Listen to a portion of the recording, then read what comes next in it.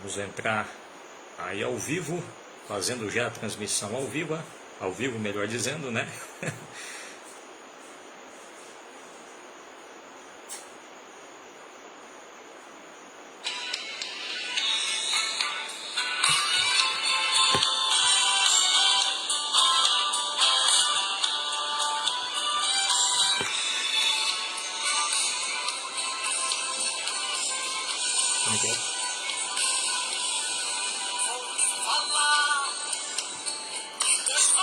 Será com que os irmãos venham chegando para depois nós iniciarmos o assunto aí no nome de Jesus sobre o significado das 10 pragas do Egito. Você aí é o nosso convidado e a nossa convidada também.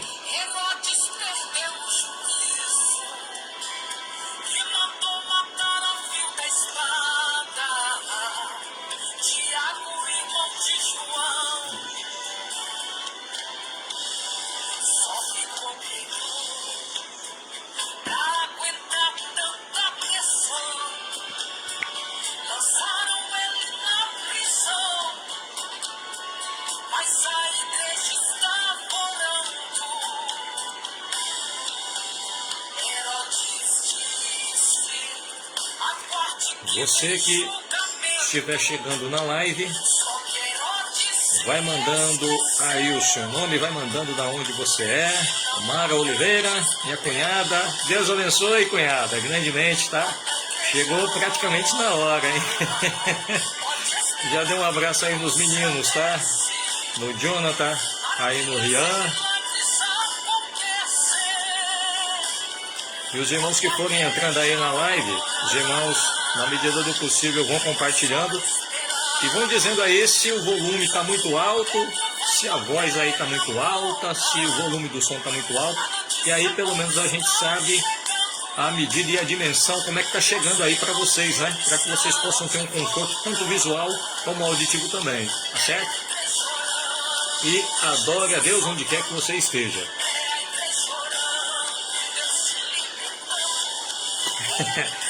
Mara Oliveira, opa, cheguei, cunhado e meu pastor, amém. Chegou praticamente na hora, Mara.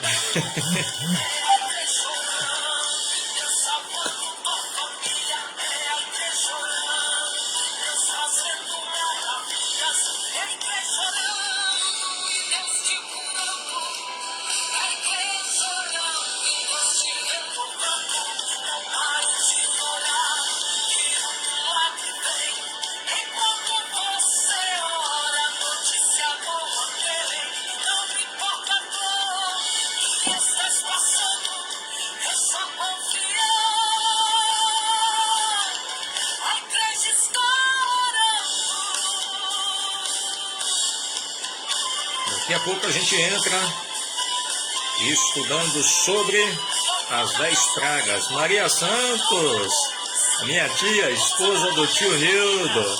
A paz de Deus, minha irmã. Deus continue te abençoando grandemente, tá? Manda um abraço aí pro tio Nildo. Um abraço aí para o Otavinho, para o Miguel e para o Dudu também, em nome de Jesus. Que Deus continue abençoando grandemente.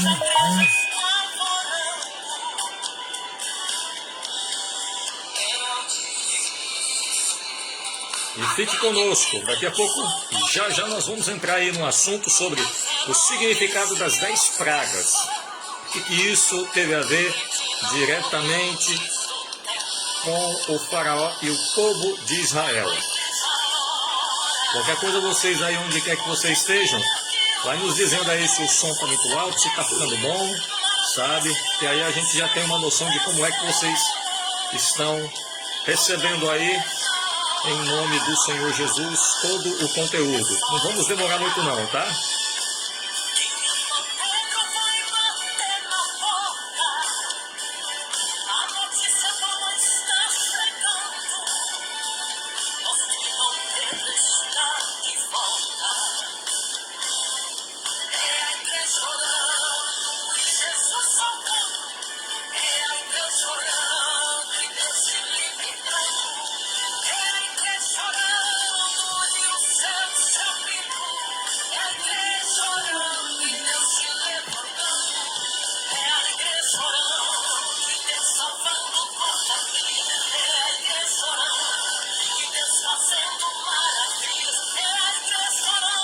Daqui a pouco já vamos entrar aí na live, ou melhor, já estamos na live, né? Melhor dizendo.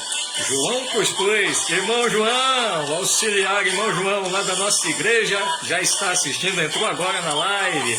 Fique conosco, meu irmão, porque vem bênção de Deus, vem tesouros dos céus aí a todos nós. Você que está participando da live, compartilhe ela aí em nome de Jesus.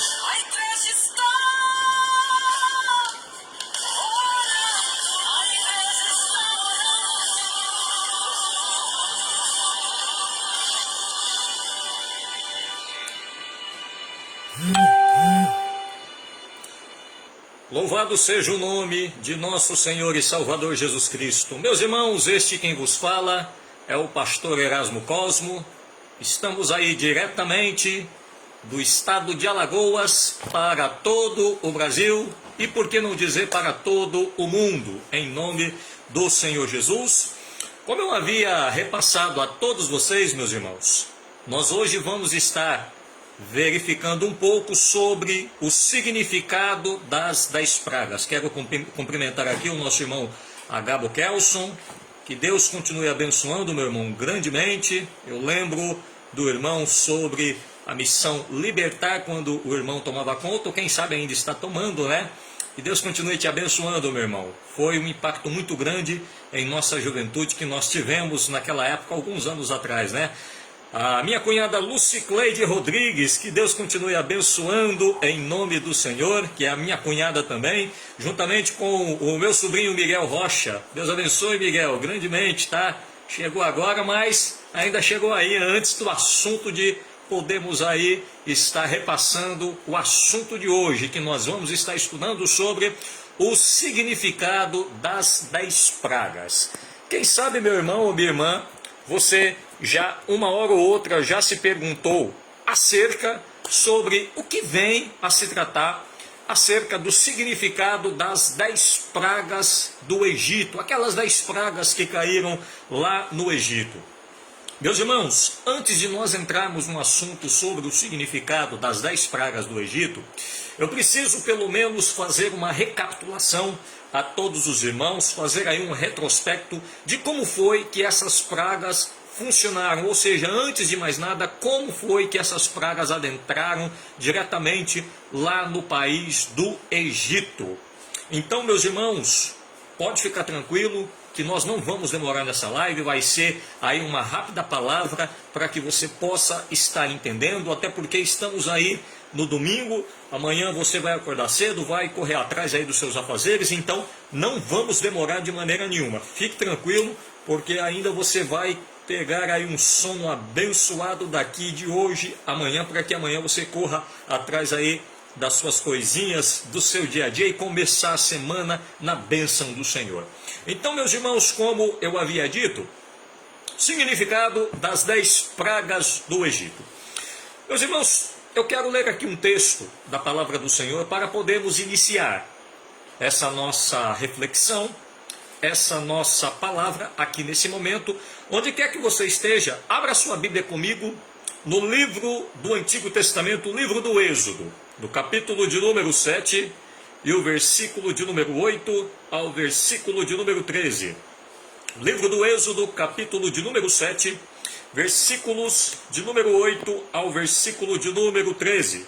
Você está na sua casa, você, quem sabe, esteja no seu trabalho, ou quem sabe você, aonde este vídeo, essa transmissão ao vivo esteja chegando, acompanhe conosco, em nome do Senhor Jesus, para que você possa certamente compreender o que nós temos a tratar hoje desse assunto. Então, na Bíblia Sagrada vai dizer em Êxodo, capítulo 7, versículo 8 ao versículo 13. Quem sabe você tem aí no seu smartphone aí também, além do que você está assistindo na sua casa, você tem um aí de reserva e queira acompanhar na Bíblia Sagrada, fica à vontade para acompanhar aí também no aplicativo. Êxodo, capítulo de número 7 e o versículo de número 8 ao versículo de número 13. Êxodo, capítulo de número 7, versículo 8 ao versículo de número 13. Êxodo, capítulo de número 7, versículo 8 ao versículo de número 13. A palavra do Senhor, ela nos diz assim: E o Senhor falou a Moisés e a Arão, dizendo: quando o Faraó vos falar, dizendo, fazei vós um milagre, dirás a Arão, toma a tua vara, e lança-a diante de Faraó, e se tornará em serpente. Então Moisés e Arão foram a Faraó, e fizeram assim como o Senhor ordenara, e lançou Arão a sua vara diante de Faraó, diante dos seus servos, e tornou-se em serpente. E Faraó também chamou os sábios e encantadores, e os magos do Egito fizeram também o mesmo com seus encantamentos, porque cada um lançou sua vara, e tornaram-se em serpentes, mas a vara de Arão tragou as varas deles.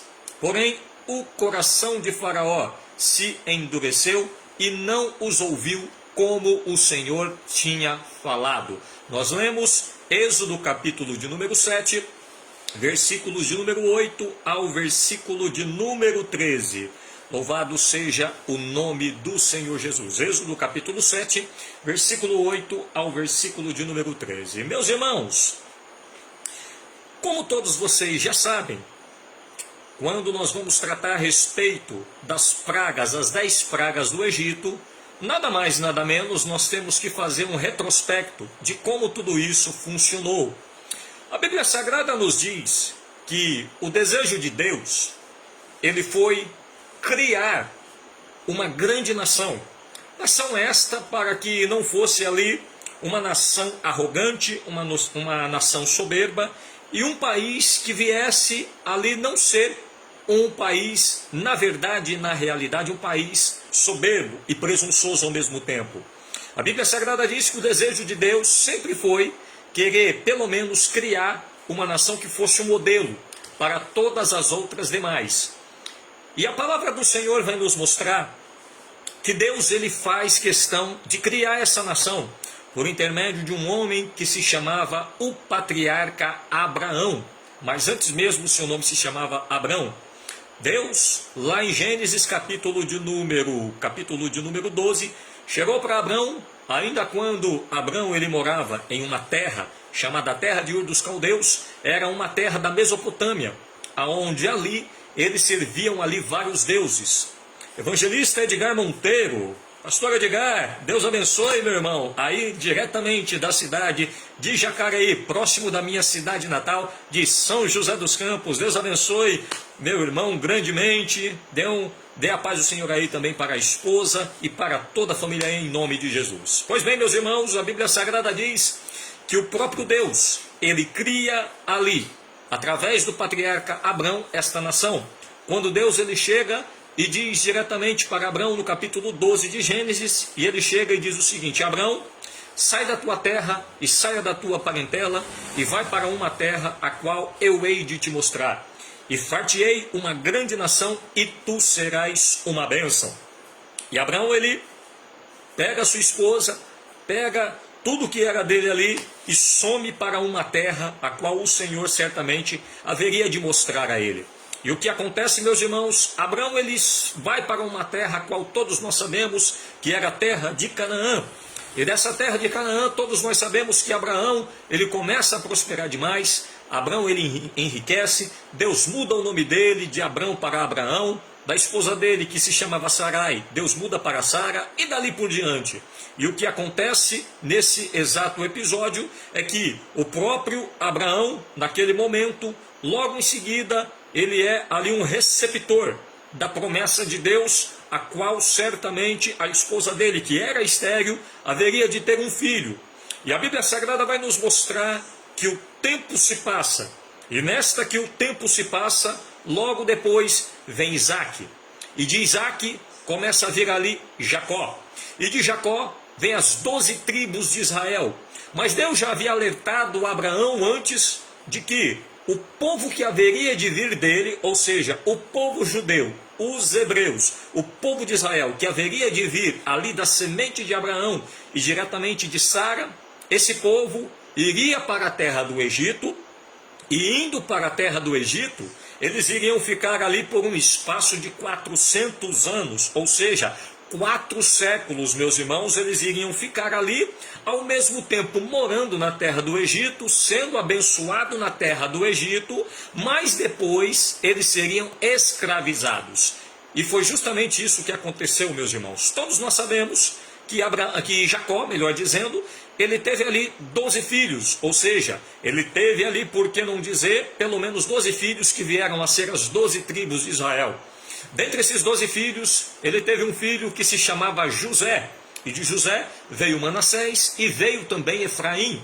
E logo, quando José já estava na terra do Egito, que José foi abençoado na terra do Egito, o próprio Deus, ele dá a ordem para Jacó para que ele pudesse sim descer, agora que ele já estava sabendo que o filho dele, José, estava vivo. O próprio Jacó dá a direção, dá a confirmação e dá a ordem diretamente para o Jacó, dizendo: pode descer para o Egito, ô Jacó, não tenha medo, não tem problema, você vai descer para o Egito. E a Bíblia diz que ele desce para o Egito, ali com aproximadamente 65 ou 70 almas, ou 75 almas aproximadamente, nessa média, ele desce para o Egito, com toda a sua família, com todos os seus filhos, e com tudo que ele tinha, vai para a terra do Egito, e eles ficam morando na região do Alto Egito, na região do Baixo Egito, a região mais próspera que tinha ali em todo o reinado, em todo o império do Egito daquela época. Agora, meus irmãos, enquanto eles estavam ali, diz a Bíblia Sagrada que logo de início eles foram prosperando. Logo de início eles foram abençoados. Logo de início eles estavam sendo abençoados pelo Senhor ali naquela terra, porque o próprio faraó da época de José, ele havia dado do bom e do melhor para todas aquelas pessoas de sua época, ou seja, para toda a família de Jacó. E eles estavam ali usufruindo do bom e do melhor. Mas o tempo se passou, meus irmãos, o tempo se passou. E diz a Bíblia Sagrada em Êxodo, capítulo de número 1, que entrou depois um faraó, o qual não conhecia José. Então ele não sabia quem era José, não conhecia José de maneira nenhuma. E esse faraó que não conhecia José, começou a perceber e começou a prestar atenção que os israelitas, que o povo judeu, começava a crescer demais. O povo judeu crescia muito, principalmente os homens. E o que o faraó, ele chegou a dar como uma ordem imperativa? Manda matar todas as crianças do sexo masculino, jogando todas no rio Nilo.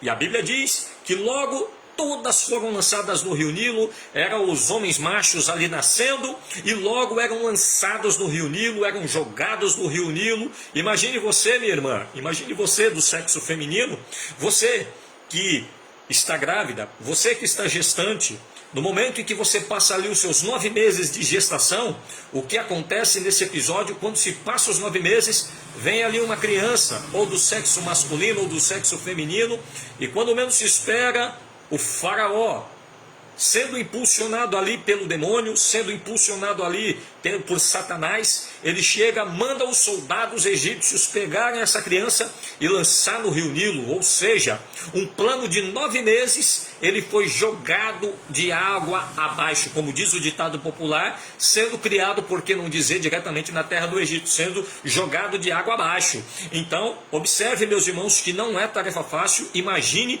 o desgaste emocional, a tristeza emocional dessa mãe que via ali nas mãos do soldado egípcio a sua criança sendo jogada ali no rio Nilo, sem nenhuma defesa, uma criança indefesa. O tempo se passou, meus irmãos, e a Bíblia Sagrada diz que este faraó, que não conhecia José, mandou matar a todas as crianças ali do sexo masculino.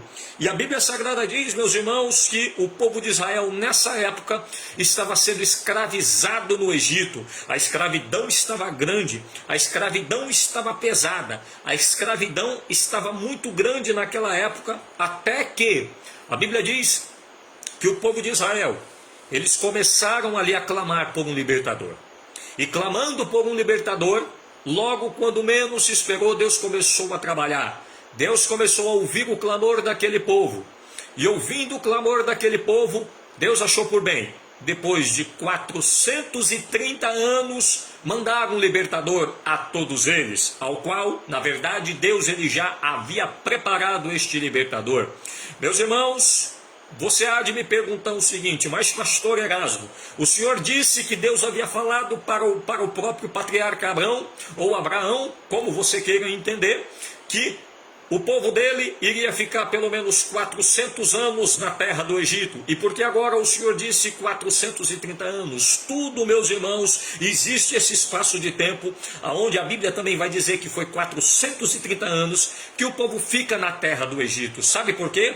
Porque o povo demorou ainda 30 anos para clamarem ao Senhor. O tempo da escravidão era 400 anos, mas o povo ainda atrasou o plano de Deus em um determinado momento de 30 anos, porque eles demoraram a clamar ao Senhor. Então observe, meus irmãos, que em nossas vidas, dependendo da nossa atitude e dependendo da nossa ação, nós podemos atrasar o plano de Deus em nossas vidas, por conta até mesmo de nossa desobediência. Pastor Erasmo, tem base bíblica em relação a isso? É claro, meus irmãos. Observe o caso de Jonas. A Bíblia diz que Jonas, ele tinha um espaço de tempo para chegar na cidade de Nínive. Como ele não foi, queria ir para Tarsis, ele desviou da rota da vontade de Deus, e aquela obra, aquele plano foi atrasado, meus irmãos. Mas mesmo assim ainda foi concluído. Mas se nós não tomarmos cuidado, nós podemos ainda atrasar a obra de Deus em toda a nossa vida. Agora, meus irmãos, por isso eu digo a cada um de vocês, você meu irmão, você minha irmã, que está aí me vendo do outro lado da tela, onde quer que essa live, onde quer que essa transmissão ao vivo esteja chegando, observe, meus irmãos, que você tem que ser um canal de bênção nas mãos de Deus, de maneira aonde você não venha atrasar o plano de Deus na sua vida de maneira nenhuma. Deus falou sobre a tua vida que vai te abençoar, que vai concretizar o plano, e o sonho dele na sua vida. Faz o seguinte, observe, foi Deus mesmo que falou para você? Você buscou a confirmação? Foi Deus mesmo quem falou contigo? Foi Deus mesmo quem te prometeu? Então descanse, acalma, aquieta-te, então descanse na suprema vontade do Senhor, que Ele vai cumprir. Agora eu digo para você, na hora que Deus começar a cumprir, não seja um atraso em relação aos planos de Deus, porque se nós não tomarmos cuidado, a bênção de Deus chega, e se nós não tivermos no local da vontade de Deus, a bênção chega para a mão de uma outra pessoa, mas que Deus ele não deixa a sua bênção desperdiçada, não deixa de maneira nenhuma. Agora, meus irmãos, retomando aqui o nosso assunto, a Bíblia Sagrada diz que o povo de Israel ainda passou 30 anos para clamar ao Senhor. E nesse período em que o povo de Israel passou a clamar ao Senhor, 30 anos para que eles pudessem clamar a Deus, logo Deus, ele ouviu o clamor de todo o povo de Israel. Mas no momento em que Deus ele ainda ouviu o clamor do povo de Israel, Deus já tinha preparado um libertador. Deus apenas estava lapidando. Deus apenas estava ali trabalhando neste libertador que viria a ser um grande libertador de Israel. E esse libertador, todos nós sabemos que foi o Moisés, o libertador chamado Moisés. E meus irmãos, Moisés, ele passa em todo o período de sua vida pelo menos 120 anos neste planeta Terra. Ou seja, Moisés, ele passa 40 anos no Egito, aprendendo de todo o conhecimento e de toda a ciência do Egito. Moisés, ele passa agora também mais 40 anos depois que ele foge do Egito e vai para a terra de Midian, que fica no continente asiático. E ali, enquanto o próprio Moisés fica mais 40 anos na terra de Midian, depois, o próprio Deus, quando ouve o clamor do povo de Israel, o próprio Deus chega para Moisés, lá no Monte Horebe, e diz para Moisés o seguinte: Moisés, eu tenho, Moisés, visto você, tenho visto o povo de Israel. Faz o seguinte, Moisés. Moisés, ele se surpreende, meus irmãos. Moisés, ele se surpreende, meus ouvintes. Sabe por quê? Porque onde Moisés estava ali, naquele Monte Horebe, no Monte Horebe, era um local onde o costume daquele monte era sempre de ter sarça.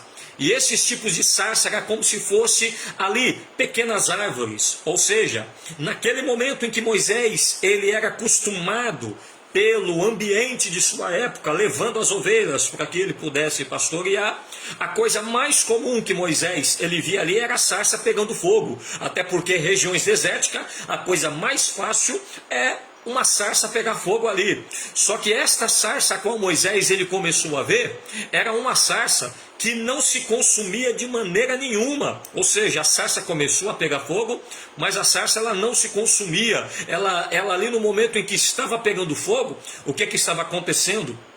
Ali naquele episódio, ela não se transformava em cinza, ela não descia para baixo e não levantava para cima, não. Ela ficava pegando fogo e não ficava se consumindo. Você mesmo tem essa experiência de quando você coloca fogo, às vezes em um papel, às vezes em um papelão, ou às vezes, quem sabe, até mesmo no lixo de tua casa, né? Porque existem algumas regiões do Brasil que você também coloca lixo aí, às vezes até mesmo no quintal da sua casa, no ambiente ali onde você mora, para ficar até um pouco mais fácil a sua limpeza. Então você sabe que no momento em que começa a pegar fogo, tudo aquilo que você coloca o fogo, logo quando menos se espera, aquilo está se consumindo. E ali estava sendo ao contrário. Deus achou por bem fazer ali um milagre, começando por aquele milagre na vida de Moisés, transmitindo ali aquele fogo naquela sarça, sem ela mesma se consumir.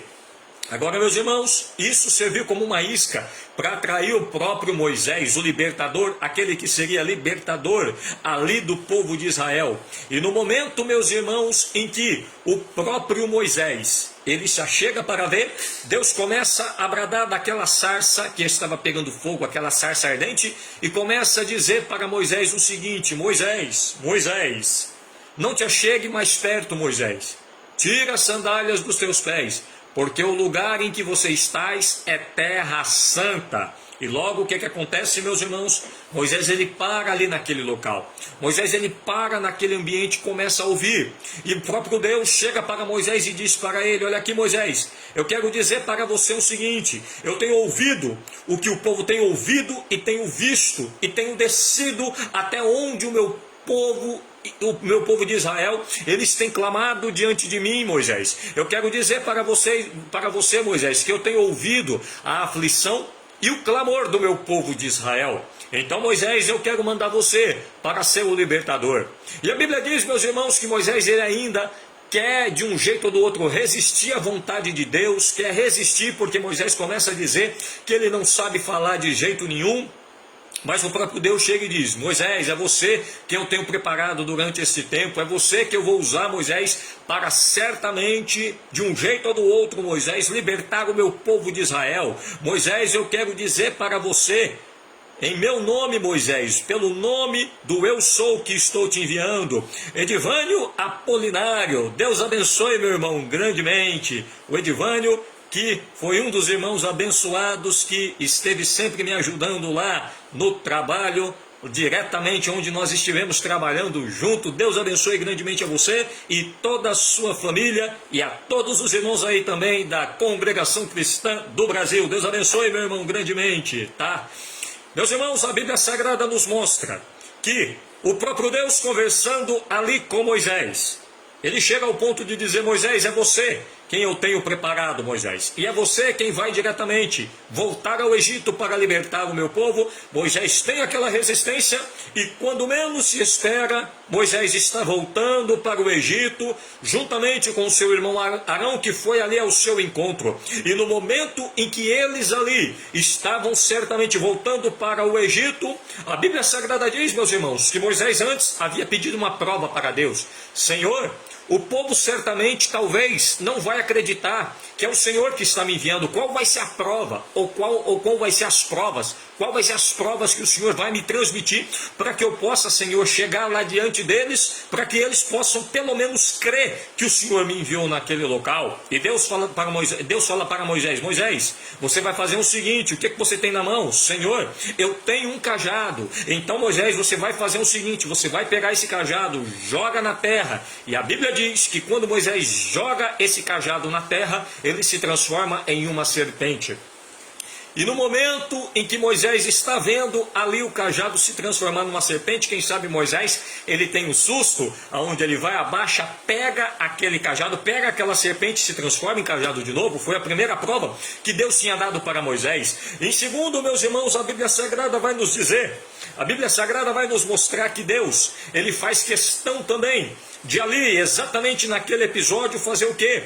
Dar uma outra prova para Moisés. A outra prova era o seguinte, de que Moisés colocaria ali a sua mão sobre o seu peito, e logo quando ele tirasse, diretamente na hora em que ele tirasse a sua mão, a mão ficaria leprosa, mas quando ele colocasse novamente no peito, em seguida, quando ele tirasse de novo essa mão do peito, logo a mão dele estaria como uma mão de uma criança totalmente limpa. Estas eram as provas que Deus havia dado para Moisés, para que ele certamente pudesse ali, diante do povo de Israel, mostrar. Mas havia ainda uma prova que Deus ele havia dado para Moisés. Moisés, vai acontecer o seguinte, se o povo de Israel não crê na prova do cajado, não crê na prova da sua mão leprosa, eles ainda vão acreditar certamente na prova qual você vai mandar uma pessoa até o rio Nilo, pegar ali a água e a própria água do rio Nilo, às vezes em um vaso em que um israelita possa pegar, vai se transformar ali em sangue, Moisés. Estes eram os sinais, estes eram os prodígios que inicialmente Moisés ele iria demonstrar ali para todo o povo de Israel, mas não precisou de todos, só precisou de um, meus irmãos. E Moisés ainda chega ao ponto de dizer, Senhor, e se o povo ainda não crê em todos eles? Aí o próprio Deus chega para ele e diz o seguinte, Moisés, você vai chegar para eles e vai dizer, o eu sou o que sou me enviou. E tenha plena certeza, meu irmão, tenha plena certeza, minha irmã, que o eu sou, ele não mudou de maneira nenhuma. Mas pastor Erasmo, por que o próprio Deus, ele achou por bem não dizer que ele era ou que ele seria? Sabe por quê? Porque o nosso Deus, ele é sempre inédito. Ele é o eu sou hoje, ele é o eu sou amanhã, ele sempre é uma pessoa presente. E tenha plena certeza que o eu sou sobre a minha vida e sobre a sua vida, ele jamais há de mudar. Até porque a Bíblia Sagrada nos diz em Hebreus capítulo de número 13 e o versículo de número 8, que Jesus, ele é o mesmo ontem, hoje e o será para todo sempre. E onde quer que você esteja, coloque aí um glória a Deus, coloque um aleluia, mas não deixe de louvar ao nome do Senhor onde quer que você esteja, para a glória do nome do Senhor Jesus. Pois bem, meus irmãos, a Bíblia Sagrada nos mostra, a Bíblia Sagrada vai nos dizer que logo Moisés, junto com Arão foi ao encontro de Moisés, logo no caminho ao Egito, eles voltam diretamente para a terra do Egito. E enquanto eles estão voltando ali, meus irmãos, para a terra do Egito, Deus já havia falado com o próprio Moisés, Deus já havia falado com o próprio Arão, e logo Moisés ele chega diante dos hebreus, começa a demonstrar todos os sinais, as maravilhas que Deus havia confirmado, havia conferido a ele. Mas, meus irmãos, a Bíblia diz que logo chega um momento em que há uma necessidade de Moisés se apresentar diretamente para o faraó do Egito. E no momento em que Moisés ele está se apresentando ao faraó do Egito, Moisés ele se apresenta a primeira vez, e faraó resiste, e o faraó endurece o seu coração, e o faraó não quer liberar o povo de Israel para nada.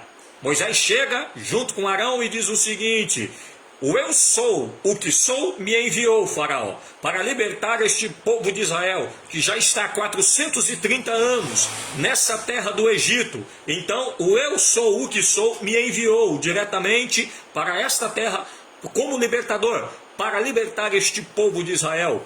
E no momento que Moisés fala isso a primeira vez, o faraó, que não conhecia também a José, cujo o nome era Ramsés de sua época, este faraó não queria de jeito nenhum libertar o povo de Israel e liberar pelo libertador o Moisés. Mas o que acontece, meus irmãos? Chega um momento em que Moisés entra a segunda vez no palácio e diz a mesma coisa, falando o seguinte, olha aqui, faraó Ramsés, eu digo para você, liberte o meu povo de Israel.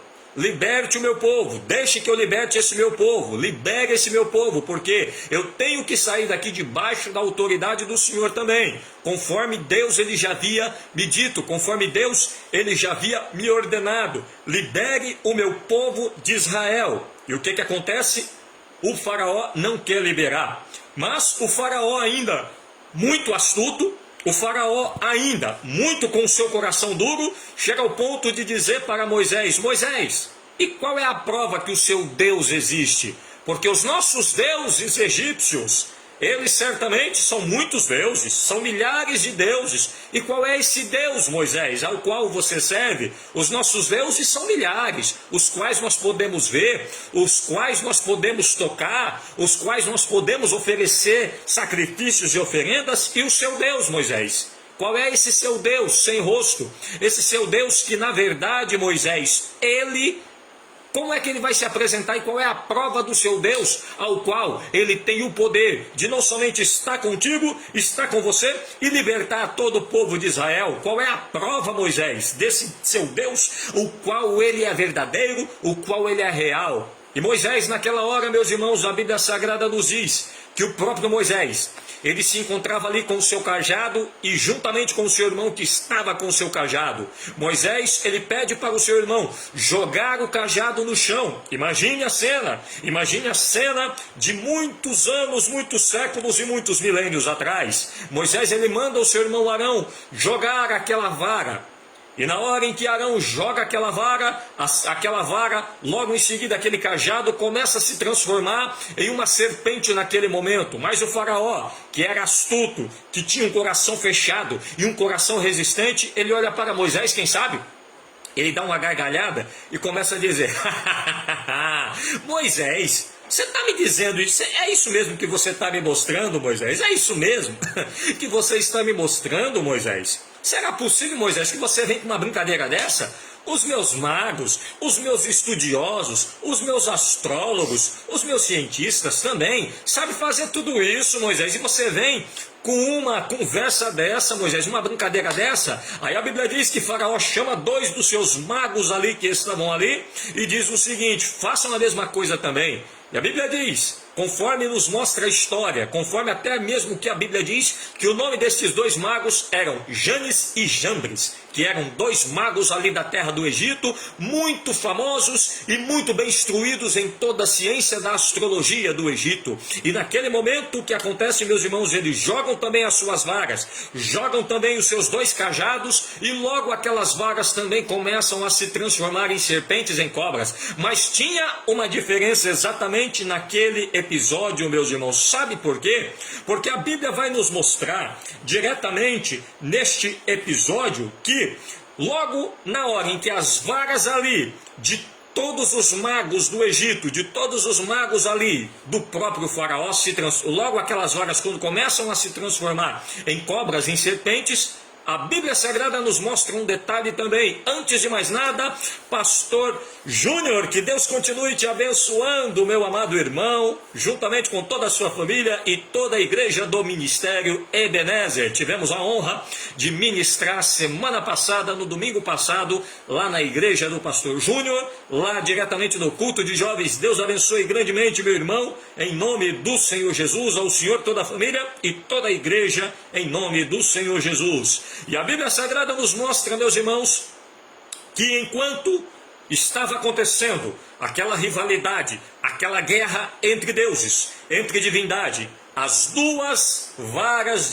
dos magos de Faraó se transformaram ali em serpentes também. E já antes de mais nada, a vara de Arão havia se transformado ali também em serpente. A Bíblia nos mostra um detalhe maravilhoso, meus irmãos. Sabe qual foi? Que ali tinham 2 cobras contra uma. A cobra ali do próprio irmão de Moisés, que era o Arão, ou seja, a serpente ali que estava ali, eram 2 serpentes contra uma. A Bíblia diz que a serpente ali, ao qual pertencia Moisés e Arão, começou a engolir as 2, engoliu, abocanhou, e quando menos se esperou, Faraó, ele ficou totalmente envergonhado. O que mais me chama a atenção, meus irmãos, é que a primeira vara que se transformou em serpente foi justamente aquela cobra, justamente aquela vara de Moisés, aquela vara de Arão, foi a que primeiro se transformou, e depois houve aquela transformação diretamente daquelas duas varas ali dos magos de Faraó,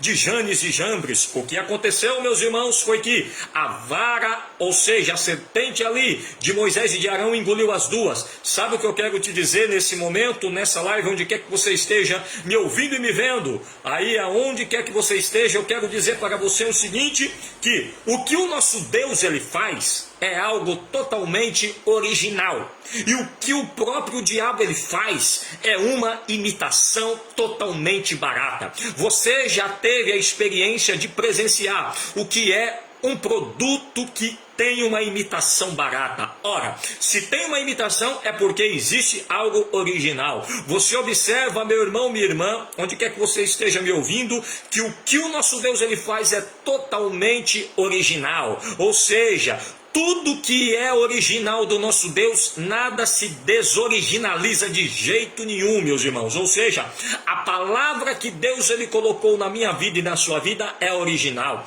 A presença de Deus em minha vida e na sua vida é original. Os louvores que nós louvamos ao Senhor, logo que nós observamos no início dessa live, é um louvor original. Mas tudo que o diabo ele faz no mundo aí é totalmente pirateado, ou seja, é uma pirataria muito grande, até porque o próprio Satanás, ele foi expulso do céu, trazendo consigo ali, por que não dizer, a Bíblia Sagrada vai nos mostrar que ele arrasta com a sua cauda, o dragão com a sua cauda, como diz o livro do Apocalipse, ali, ele arrasta 1/3 dos anjos de Deus, ou seja, esses anjos hoje, como nós conhecemos, são demônios. Agora, o próprio Satanás, ele pode mandar contra a minha vida e contra a sua vida, pelo menos 10 demônios para tentar me atingir e para tentar te atingir, ou seja, produto pirateado. Mas sabe o que acontece do outro lado? Deus ele manda 20,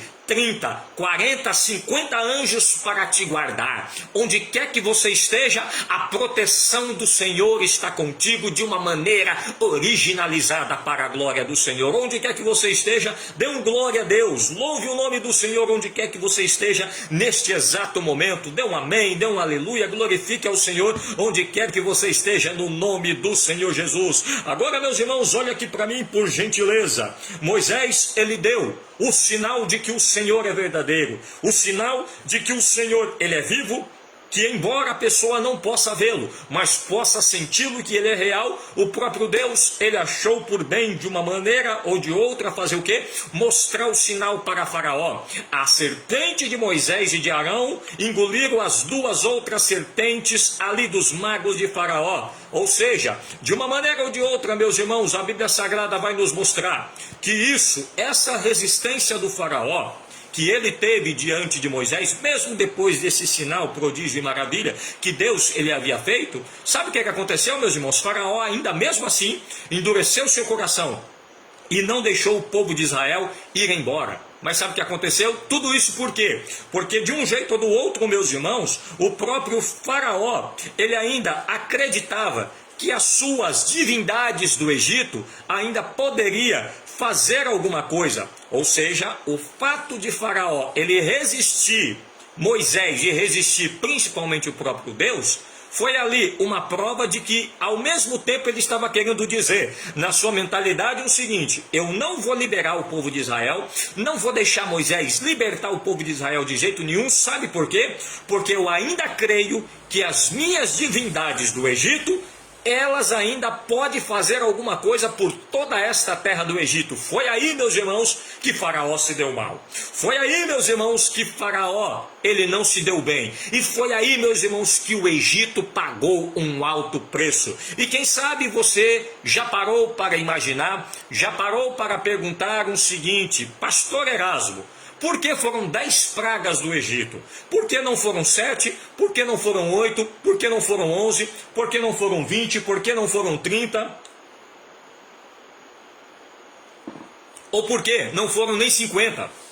Haja visto que o Egito, ele tinha ali vários deuses de sua época. Agora, meus irmãos, o que eu quero vos dizer é que por que a Bíblia nos diz que eram exatamente 10 pragas de todo o Egito? Por que, meus irmãos, 10 pragas que Deus ele manda sobre os egípcios? Por que, meus irmãos, o próprio reinado do Egito, o Império Egípcio, ele possuía ali, pelo menos de todas as divindades, 10 divindades principais ali que os egípcios eles acreditavam, ou seja, 10 divindades egípcias. Os egípcios eles acreditavam, eles criam que esses próprios deuses com D minúsculo, eles poderiam libertar a todo o povo ali naquele momento, ou seja, guardar a todos os egípcios de todas as catástrofes que Deus ele poderia mandar sobre toda a terra do Egito. Foi aí que Faraó ele se deu mal. Se não, meus irmãos, percebam o seguinte: a primeira praga que Deus, permita-me aqui demonstrar para todos os irmãos aqui um pouco das 10 pragas do Egito que caíram sobre todo o Egito naquela época. Meus irmãos, a Bíblia diz que logo Moisés ele se apresenta diretamente ao Faraó. Faraó, logo depois desse episódio da serpente de Moisés e de Arão haver engolido todas aquelas duas daqueles magos, o que aconteceu exatamente naquele episódio?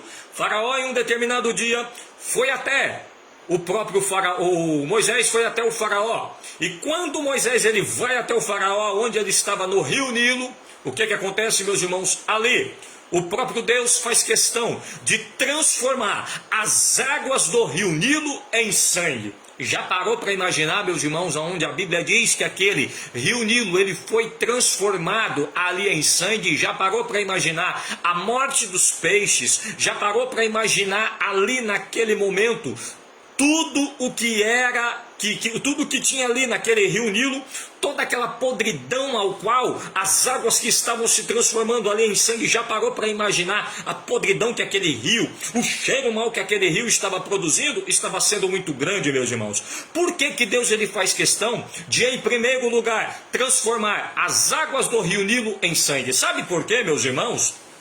Porque os egípcios, eles tinham uma divindade que para eles iriam proteger o rio Nilo de todo tipo de peste, de todo tipo de praga. Foi aí que os egípcios se deram mal. Sabe por quê? Porque baseado na história, os egípcios e principalmente o faraó, eles acreditavam em uma divindade chamada Osíris, que protegia o rio Nilo e que garantia ali ao rio Nilo e que garantia uma grande prosperidade de colheita ali para todo o Egito. Até porque, meus irmãos, todos nós sabemos que todo local que vive, principalmente o nosso país, o Brasil, aonde a sua balança comercial é o agronegócio, ou seja, é a agricultura, que é a balança comercial que faz com que o país ele possa ser bem abastecido de alimento, com que faz com que o nosso país ele possa certamente ser abastecido ali, principalmente no seu sistema econômico, no seu sistema financeiro. E naquela época no Egito não era diferente. Sabe por quê?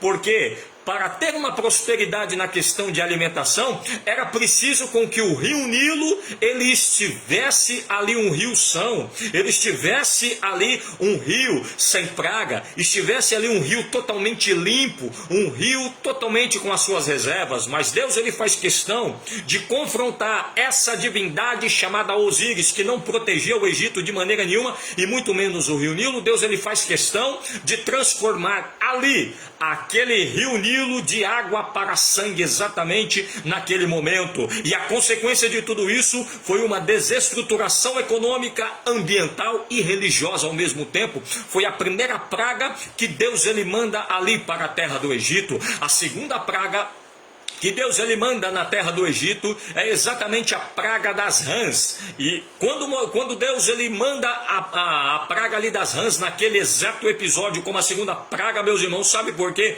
Deus mandou essa segunda praga das rãs? Porque, meus irmãos, os egípcios eles acreditavam que ali naquela época existia uma deusa, e essa deusa protegia todo o Egito de todos os sapos e de todas as rãs que pudessem chegar. E essa deusa se chamava Heket. Era o nome dessa deusa chamada Heket, que era uma deusa da prosperidade também ao mesmo tempo, que protegia ali tanto das pragas de rãs, para que as rãs e os sapos não pudessem chegar mais. Deus faz questão de confrontar essa divindade com a praga das rãs. Manda rãs em todo o palácio e em toda a terra do Egito. E toda a sua conclusão foi o quê? A aversão ao que antes era considerado sagrado, meus irmãos. Ou seja, Deus ele confronta a segunda divindade, a deusa Heket, que para os egípcios ali fazia a proteção de todos esses anfíbios, ou seja, que anfíbios? Dos sapos, das rãs, de cobras, mas mesmo assim não foi o suficiente. Essa deusa Heket não foi a suficiente para guardar ali todo o Egito, mas Deus ele faz questão, meus irmãos, de mandar ali uma terceira praga, que era exatamente a praga dos piolhos. Você vai acompanhar tudo isso do capítulo de número 8 do Êxodo até o capítulo de número 12 do Êxodo, onde Deus ele mandou as 10 pragas.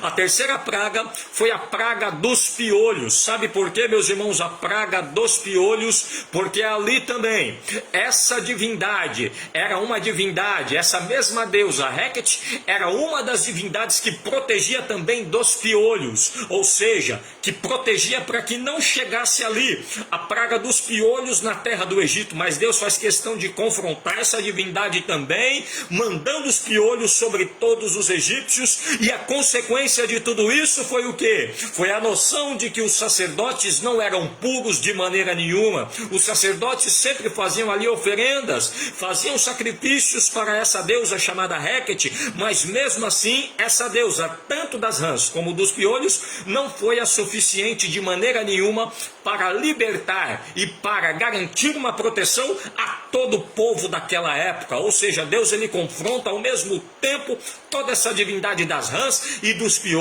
Mas a quarta praga que Deus ele manda é exatamente a praga das moscas. A praga das moscas começa a infestar todo o palácio e todo o local ali do Egito, meus irmãos, aonde não sobrou ninguém que viesse ser afetado, muito, ou seja, menos os hebreus e menos os judeus. O que aconteceu, meus irmãos? Exatamente, Deus manda ali a praga das moscas como a quarta praga. E quando Deus manda ali a quarta praga, a praga das moscas, a Bíblia Sagrada nos mostra, meus irmãos, e a história também vai nos dizer que Deus está confrontando outra divindade que protegia o Egito, supostamente, entre aspas, das moscas. E que divindade era essa? Era uma divindade, era um deus chamado Hatbor. Era um deus chamado Hatbor que os egípcios acreditavam e criam naquele momento e criam naquela hora que o próprio Egito seria ali salvo e liberto e protegido de todas as pragas das moscas.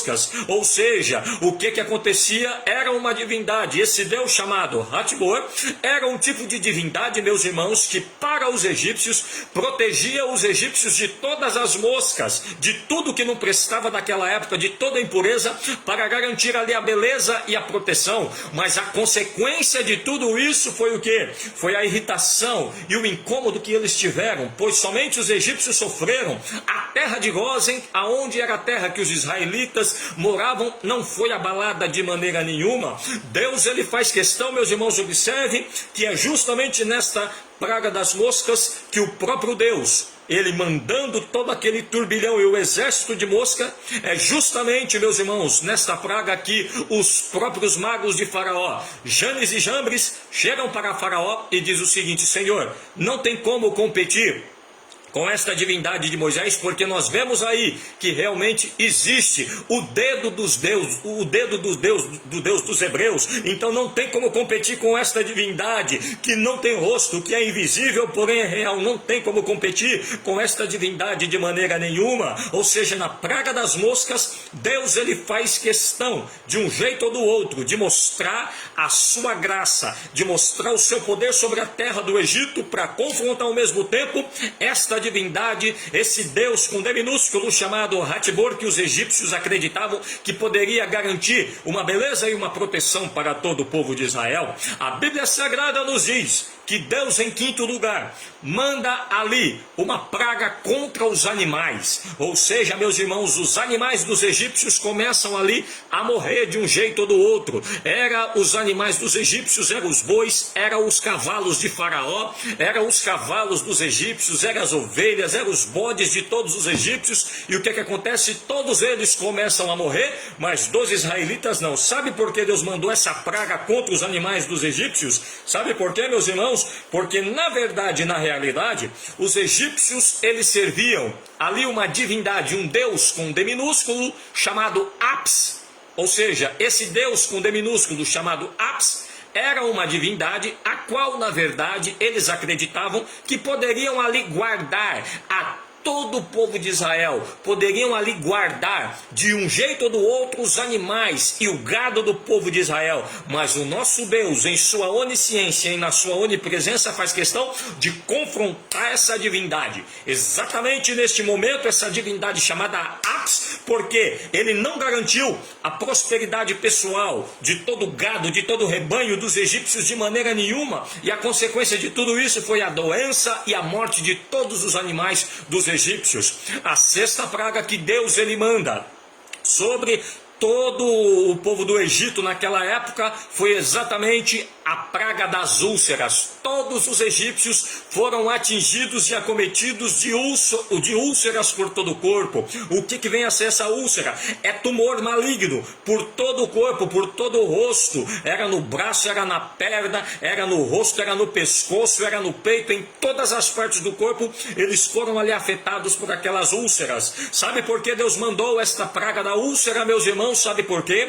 Porque os egípcios acreditavam em uma divindade chamada Amenhotep, uma divindade egípcia chamada, um deus com D minúsculo, chamada Amenhotep, ou seja, que era o deus deles, que eles consideravam ali como o deus de cura, que poderia garantir ali a saúde de todo o povo egípcio. Mas Deus, na sua onipresença e na sua onisciência, faz questão de confrontar essa divindade chamada Amenhotep ali para mostrar que as úlceras eram ainda mais fortes do que toda esta divindade que os egípcios acreditavam Amenhotep, que eram ali supostamente os deuses de cura. A consequência de tudo isso foi a doença dos homens e dos animais e ao mesmo tempo também as mortes. A sétima praga que Deus ele faz questão, meus irmãos, de mandar é a praga da saraiva, é a praga dos granízios, ou seja, era ali meteoros de fogo descendo, granízios de fogo descendo sobre a terra do Egito. Sabe por que Deus manda esta praga, esta sétima praga, meus irmãos? É porque os egípcios acreditavam que havia uma divindade chamada Nut, que poderia proteger a todo o Egito, tanto de chuva, como também de chuva de granizo, como também de saraiva. Mas isso não foi o suficiente. Deus mandou ali a praga de granizo, ali de saraiva de fogo, para ali acometer toda a terra do Egito naquele momento. E logo naquele episódio, quando menos se esperou, toda esta praga de granizo veio para destruir com toda a prosperidade e a agricultura do Egito e transmitir a todos eles um prejuízo na agricultura e aos animais e principalmente aos homens também. A oitava praga que Deus ele mandou diretamente ali sobre todos os egípcios foi a praga dos gafanhotos. Esta praga dos gafanhotos, meus irmãos, certamente estava vinculada também a essa deusa que nós mencionamos na segunda praga, chamada a deusa Heket, que também eles acreditavam que protegia não somente o Egito de gafanhoto, como de rãs, como de piolhos, como de moscas também ao mesmo tempo. Mas Deus, para confrontar esta divindade, Deus ele faz questão de mandar essa praga dos gafanhotos sobre os egípcios e transmitir ali para eles ali uma desordem social, uma fome e uma inquietação. Ainda não foi o suficiente para bloquear e para resistir o poder de nosso Deus. Observem, meus irmãos, que tudo isso estava acontecendo, era uma guerra. era uma guerra espiritual entre deuses e o nosso Deus Todo-Poderoso. A nona praga que Deus ele manda é justamente a praga das trevas, aonde as trevas se achegaram sobre toda a terra do Egito. E no momento em que as trevas se achegaram sobre toda a terra do Egito, o que aconteceu, meus irmãos? Diz a Bíblia Sagrada que as trevas chegaram de uma maneira tão grande e tão terrível que os egípcios naquela hora conseguiam pegar ali as trevas até mesmo nas mãos, meus irmãos, coisa que não foi fácil, coisa que não foi brincadeira naquela época. Sabe por quê? Deus ele manda as pragas das trevas, sabe por quê? Porque os egípcios, eles certamente acreditavam que havia uma divindade que protegia o Egito das trevas, que era chamada a deusa Ra, ou seja, a deusa Ra, naquele momento que eles acreditavam que poderia proteger o Egito de toda a treva que pudesse vir contra o Egito. Não é à toa que quando no Egito escurecia, eles tinham medo de sair à noite, eles não saíam à noite, porque eles imaginavam que à noite eles poderiam inúmeras vezes estar sem essa direção e inúmeras vezes sem a proteção dessa deusa chamada Ra. Então, meus irmãos, observem que ali há uma guerra entre o próprio Deus e entre deuses. Então, Deus ele manda a praga das trevas, aonde ali ao mesmo tempo existe muitas trevas ali sobre os egípcios e ao mesmo tempo causando os egípcios medo, confusão e descrença ali nos próprios deuses os quais eles ali estavam servindo. Agora, meus irmãos, Deus ele faz questão de mandar a 10ª e a última praga. E foi nessa praga que tocou exatamente na ferida de Faraó. E meus irmãos, a 10ª praga foi exatamente a praga da morte dos primogênitos. Sabe por que Deus ele mandou essa praga dos primogênitos? Sabe por quê?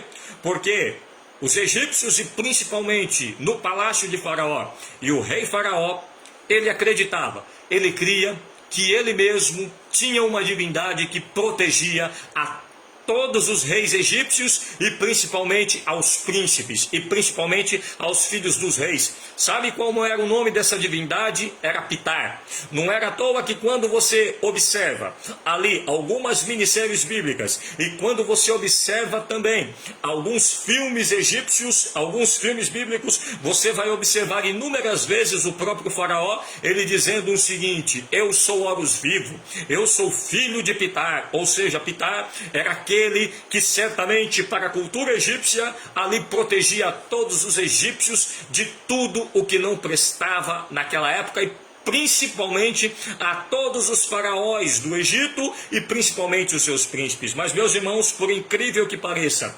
mesmo esta divindade ainda não foi o suficiente para proteger a Faraó, para proteger os filhos de Faraó, o filho de Faraó, o primogênito de Faraó, e proteger ainda os primogênitos dos egípcios. E o que aconteceu, meus irmãos? Houve ali uma mortandade e uma humilhação final. São estas 10 pragas, meus irmãos. Por que Deus ele manda estas 10 pragas sobre o Egito? É justamente por causa disso, porque eram estas 10 pragas principais, meus irmãos, que tomavam conta, entre aspas, supostamente, ali de todo o povo egípcio, mas Deus, para confrontar essa guerra, Deus ele faz questão, era um Deus, o Deus Todo-Poderoso, contra 10 supostas divindades ali de sua época. E meus irmãos, por incrível que pareça, como sempre, o nosso Deus, ele sempre é vitorioso em todas as batalhas. As 10 pragas vieram, nenhuma delas, ou seja, nenhuma divindade dos egípcios foi suficiente para ali naquele episódio fazer com que ali os egípcios pudessem sair e pudessem ali sair ileso de tudo aquilo que certamente iria acontecer contra os egípcios. E eu quero te dizer, meus irmãos, que o tempo se passou. Quando o Faraó recebe a notícia de toda a morte, de toda a mortandade que havia acontecido ali no Egito, o que aconteceu, meus irmãos? A Bíblia Sagrada nos mostra. O primogênito de Faraó morreu. Os primogênitos dos egípcios morreram também. Faraó chama Moisés e diz: pode ir embora, Moisés. Vá diretamente para a terra de Canaã. Suma daqui, Moisés. O povo de Israel sai do Egito, sai de um jeito ou do outro, sai arrastado, sai de um jeito ou do outro com pressa. E no momento em que eles começam a sair de lá, meus irmãos, a Bíblia diz que o próprio faraó, depois ele se arrepende e vai atrás. O povo estava lá diretamente no mar, próximo ao Mar Vermelho. O Mar Vermelho ele se abre. O povo passa de um lado para o outro do Mar Vermelho. E no momento em que eles passam de um lado para o outro do Mar Vermelho, a Bíblia diz que a própria Miriam pega ali um pandeiro, um tamboril, começa a bater e logo começam a glorificar o nome do Senhor. E o que acontece? O povo de Israel sai de rumo à terra de Canaã e eles se achegam a uma cidade chamada Mara. E a Bíblia Sagrada nos mostra, meus irmãos, que esta cidade chamada Mara era uma cidade que certamente tinham ali águas amargas. Não é à toa que o nome chamado Mara significa águas amargas. Mas eu quero dizer para você o seguinte: não se preocupe, você, minha irmã, ou você, minhas irmãs que estão me ouvindo e que estão me vendo, aí transmitindo a palavra do Senhor, se você se chama Mara, não se preocupe não, tá? Ainda que Mara signifique águas amargas, o nome não influencia em nada na vida da pessoa, não se preocupe com nada disso, até porque existem pessoas que recebem outros nomes, até nomes de divindades. Por exemplo, existiu na época da Babilônia, ali quando Nabucodonosor dá o nome para os próprios jovens que foram ali para a Babilônia. Por exemplo, Daniel, Misael, Ananias e Azarias receberam outros nomes. Daniel foi Beltesazar, e os três amigos dele foi Sadraque, Mesaque e Abednego, ou seja, nomes babilônicos de deuses babilônicos. Então não se preocupe em relação ao seu nome, mas eles chegaram na cidade de Mara, e a Bíblia diz que Mara significa exatamente águas amargas, e meus irmãos, eles começaram a tomar daquelas águas amargas, e quando menos se espera, Deus ele chega e diz para Moisés para ele pegar ali um galho, lançar sobre aquela água, e aquela água iria se transformar em uma água doce. E o que acontece, meus irmãos? Logo a água ela se transforma em uma água doce. E Moisés ele se levanta e diz o seguinte, lá em Êxodo capítulo de número 15, o versículo de número 26, o seguinte: e disse Moisés: se ouvires atento a voz do Senhor teu Deus, e fizeres o que é reto diante de seus olhos, e inclinares os teus ouvidos aos seus mandamentos, e guardares todos os seus estatutos, nenhuma das enfermidades porei sobre ti, que pus sobre o Egito, porque eu sou o Senhor que te sara. Nenhuma das enfermidades porei sobre ti, que pus sobre o Egito, porque eu sou o Senhor que te sara. Então, meus irmãos, esta é aí a nossa exposição, esta é aí a nossa reflexão sobre tudo isso, meus irmãos. Por que foram 10 pragas? Porque foram exatamente 10 divindades que os egípcios eles acreditavam, e quanto menos se esperou, Deus confrontou todas elas e venceu todas elas. E eu digo para você o seguinte, meu irmão, minha irmã, você que está aí do outro lado, nesta live, ao vivo comigo até agora. Eu quero orar por você neste momento. Ou quem sabe você, meu amigo, você, minha amiga, que ainda não é crente. Você que quer receber a Cristo como único, suficiente, eterno e exclusivo Salvador de sua vida. E quem sabe você está com uma enfermidade que a medicina já desenganou, nós vamos orar por você. Quem sabe na sua vida pessoal, você sente não as pragas do Egito, mas uma praga que talvez acometeu a tua vida, uma praga de enfermidade, uma praga de tristeza, uma praga de desânimo, uma praga de insatisfação que acometeu a sua vida. Eu quero orar por você, para que você seja livre e liberto de tudo isso pelo poder do nome de Jesus. Êxodo que nós lemos, capítulo 15, o verso 16 nos diz: nenhuma das enfermidades porei sobre ti, que pus sobre o Egito, porque eu sou o Senhor que te sara. Onde quer que você esteja, curve suas cabeças e vamos orar em nome de Jesus de Nazaré. Senhor, nosso Deus e nosso Pai Todo-Poderoso, Criador dos céus e da terra, queremos, ó Deus, orar por todos estes ouvintes e por todas estas pessoas que até agora, meu Deus, estiveram com todos nós até agora nessa transmissão ao vivo da live. Queremos, ó Deus, orar por todos estes ouvintes, ó Pai. Esta pessoa que ainda não é crente, que neste momento que quer receber a Cristo como único e suficiente Salvador de toda a sua vida e de toda a sua alma, queremos orar, ó Pai querido, e pedir ao Senhor que venha escrever o nome dela no livro da vida, purificar de todo pecado através do sangue de Jesus que um dia foi derramado na cruz do Calvário, que em nome de Jesus, ó Deus, o Senhor possa garantir a libertação, ó Deus, de todo esse tipo de enfermidade que a medicina já desenganou, enfermidade que o médico já desenganou, seja, ó Deus, problema de câncer, seja, ó Deus, problema de pressão sanguínea, seja, ó Deus, esta dor no braço, essa dor no pescoço, essa dor na alma, ó Pai querido, seja, ó Deus, este caroço que essa pessoa não sabe de onde veio, seja essa hérnia de disco, esse bico de papagaio, esse espírito de enfermidade, ó Deus, que está assolando a vida desta pessoa, nós ordenamos, ó Deus, nós falamos com ele agora, e ordenamos que pelo poder do nome de Jesus, ele venha cair por terra, pega tudo que é seu, e sai agora pelo poder do nome de Jesus, e com a mão toda poderosa do nosso Deus vivo, do nosso Deus todo-poderoso, o nosso Deus, ele possa garantir agora e colocar sobre você a cura, a restauração e a saúde em todos os sentidos da sua vida, em nome de Jesus. Onde quer que você esteja, meu irmão, onde quer que você esteja, minha irmã, receba a sua saúde emocional, espiritual e a sua saúde física pelo poder do nome de Jesus. Nenhuma das enfermidades porei sobre ti, que pus sobre o Egito, porque eu sou o Senhor que te sara. Onde quer que você esteja, o Senhor que te sara, ele está sarando a tua vida neste momento pelo poder do nome de Jesus. Meus irmãos, minhas irmãs, eu vou ficando por aqui. Quero agradecer a todos vocês que estiveram aí comigo até este momento, ouvindo a palavra do Senhor. Onde quer que você esteja, que Deus em Cristo continue a te abençoar. Quero desejar a todos vocês uma ótima semana de vitória, uma semana de livramento, uma semana de bênção sobre a sua vida, em o nome de Jesus de Nazaré. E nesse momento eu vou ministrar sobre a sua vida a bênção apostólica, ou seja, a bênção sacerdotal, a bênção patriarcal. E que o Senhor te abençoe e te guarde. O Senhor faça resplandecer o seu rosto sobre ti e tenha misericórdia de ti. O Senhor sobre ti levante o seu rosto e te dê a paz. Em nome do Pai, em nome do Filho e em nome do Espírito Santo, e que a estrada se erga ao encontro do seu caminho, que o vento esteja sempre sobre as suas costas, que o sol brilhe quente sobre a sua face, que a chuva caia suave sobre os seus campos, e até que nos encontremos de novo. Que Deus te guarde na palma de sua mão, em nome de Jesus. Que Deus abençoe, meus irmãos. Fiquem com Deus. Eu vou ficando por aqui. E você, que Deus abençoe grandemente a sua vida, no nome de Jesus de Nazaré. Amém e amém.